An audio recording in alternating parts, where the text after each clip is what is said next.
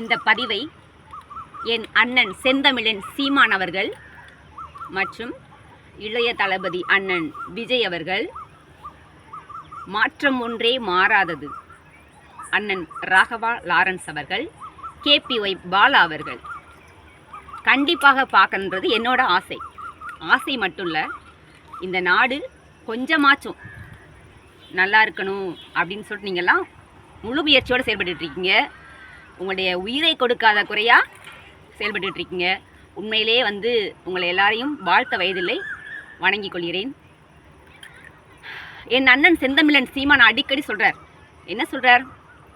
எப்படியாச்சும் விவசாயம் செஞ்சு இந்த மக்களை ஃபுல்லாக காப்பாற்றிடணும், மீண்டுமாக பழைய நிலைமைக்கு கொண்டு வரணும், இயற்கையான உணவை உட்கொள்ள வைக்கணும், எவ்வளோ கஷ்டப்பட்டாலும் பரவாயில்ல, நம்மளோட தமிழ் மக்களை, தமிழ்நாட்டில் உள்ள மக்களை காப்பாற்றிடணும்னு சொல்லிட்டு போராடிக்கிட்டு இருக்காங்க. எங்கள் அண்ணன் ஒவ்வொரு முறையும் பேசும்போது நான் கவனிப்பேன். அடிக்கடி சொல்லுவாங்க, அன்னைக்கு கூட பதிவு பார்த்தேன், மண்டியிட்டு சாக ஒரு நாளும் மாட்டோம், போரிட்டு வாழ்வோம் என்று சொன்னார். அது போல தான் இப்போ எதுக்காக அந்த பதிவை நான் பதிவிடுறேன்னு நான் உங்களுக்கு சொல்லிக்கிறேன்.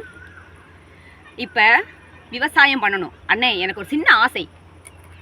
என் அண்ணன் செந்தமிழன் சீமான் அவர்கள் சொல்கிறேன். என்ன சொல்கிறேன் அப்படின்னா, அண்ணே நீங்கள் நினைக்கிறீங்க நிறைய லட்சியங்களோடு நீங்கள் நிறைய நோக்கத்தோடு செயல்பட்டு இருக்கீங்க. நிறைய கலைகள் இந்த உலகத்தில், இந்த நாட்டில் களையப்பட வேண்டியிருக்கு. அது உங்களால் மட்டும்தான் முடியும். நீங்கள் என்னை பற்றில என்றைக்குமே ஒரு நிரந்தர முதல்வர், அதான் உண்மை. அதனால தான் உங்களுக்கு நான் சொல்கிறேன். இப்போ இந்த சமுதாயத்தில் எப்படின்னா, நிறைய பிள்ளைங்க, பெண் பிள்ளைகளும் சரி, ஆண் பிள்ளைகளும் சரி, நிறைய குழந்தைகள் என்ன பண்ணுறா அப்படின்னா, நிறைய பதிவை வெளியிடுறாங்க. எல்லா இடத்துலையும் அங்கங்கே பார்க்குறோம். எங்கள் அப்பா விட்டு ஓடி போயிட்டார், எங்கள் அம்மா விட்டு ஓடி போயிடுச்சு, 2 பேரும் என்ன விட்டு ஓடி போயிட்டாங்க. அவங்கள பூரா முதல்ல எங்கிட்ட கண்டுபிடிச்சி ஒரே குழியாக பெருசாக வெட்டி மொத்தமாக ஒன்று பிதைக்கணும். அப்படி புதைக்க முடியல அப்படின்னா, நல்ல பேராண்மை பட்டில் வருதுல்லண்ணே, பெரிய பெரிய பெரிய பாக்ஸா ஆயுதங்களோட, அந்த ஆயுதம் அப்படியே எல்லாத்தையும் எடுத்தாந்து அப்படியே சும்மா டொப்பு டொப்பு டொப்புன்னு சுடணும். ஏன் அப்படின்னா, இவங்க எல்லோரும் எதுக்காக இருக்கணும்? எதுக்காக இருக்கணும்? இந்த பிள்ளைங்க என்னத்தை படித்து என்னத்தை பண்ண போகிறாங்க சொல்லுங்கள். என்னோடய ஒரு ஆசை அண்ணே, என்ன ஆசை தெரியுமா?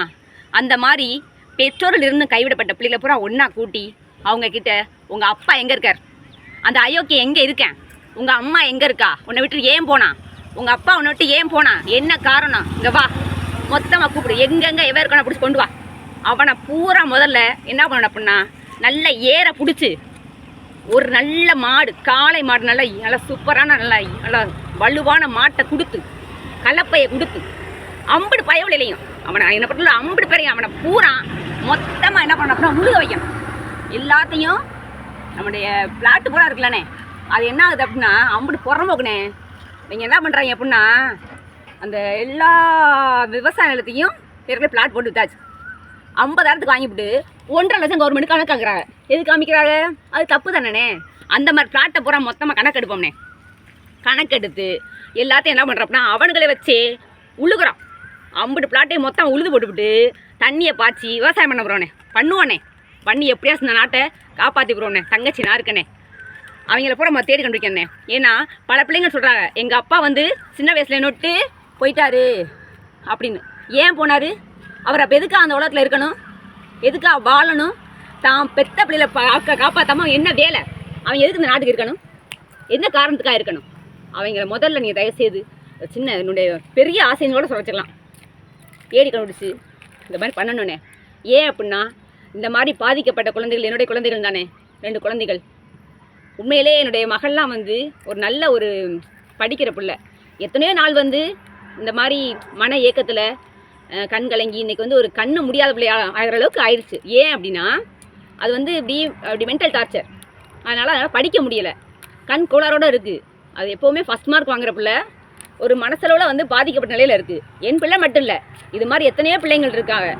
அந்த மாதிரி எத்தனையோ பிள்ளைங்களும் இனம் கண்டுகொள்ள முடியாமல் இருக்கும். ஏன் அப்படின்னா, சொல்ல வாய்ப்பு இல்லாமல் இருக்கலாம், அவங்கள அடையாளம் கண்டுபிடிக்காமல் இருக்கலாம், அவங்கள ஒரு என்ன சொல்கிறது அவங்களுக்கு தெரிய ஒரு வாய்ப்பு இல்லாமல் கூட நம்ம இருக்கலாம்.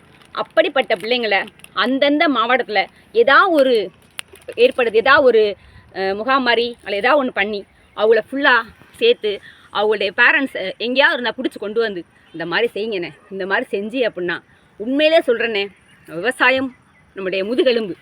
அதே போல் இந்த குழந்தைகள் வந்து நம்முடைய நாட்டின் எதிர்காலம்ண்ணே. அந்த எதிர்காலம் எல்லாம் அழிஞ்சு போய்கிட்டு இருக்குண்ணே. அதுக்கு என் அண்ணன் செந்தமிழன் சீமான் மட்டுமே என்றுமே நிரந்தர முதல்வர். அவர் என் அண்ணன் செய்வார் என நான் நம்புகிறேன்.